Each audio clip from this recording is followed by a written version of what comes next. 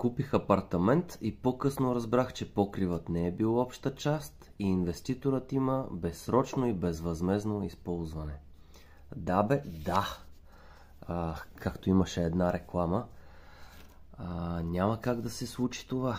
Да, действителност, много е модерно напоследък инвеститорите да вкарват клауза в нотариалния акт, когато продават обекти, че те имат право на ползване безсрочно, безвъзмездно и така нататък на обща част от сградата. Била тя покрив, била тя фасада, върху която разполагат билборди, видеостени и така нататък, различни съоръжения.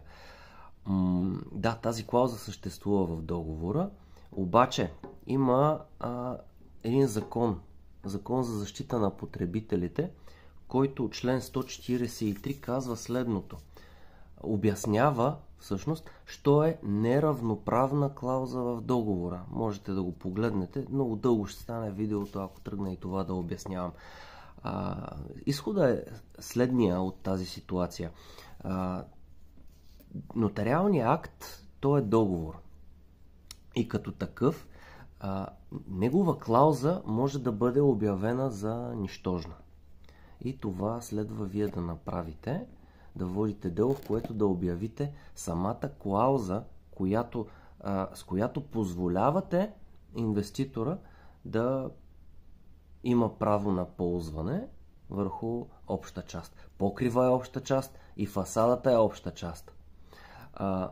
Преди време, когато вие сте сключвали този договор, сте дали съгласие. Да, но сега се събирате вече всички собственици на общо събрание и вземате решение, че това съгласие, което сте дали тогава, вече не сте съгласни с това. И вече, вие като собственици имате право да се разпореждате с общите части на сградата. Независимо, че някога назад във времето те са били дадени на инвеститора. Да, води се едно дело, обявява се за нищожна клаузата в нотариалния акт и покрива си е ваш. Живи и здрави!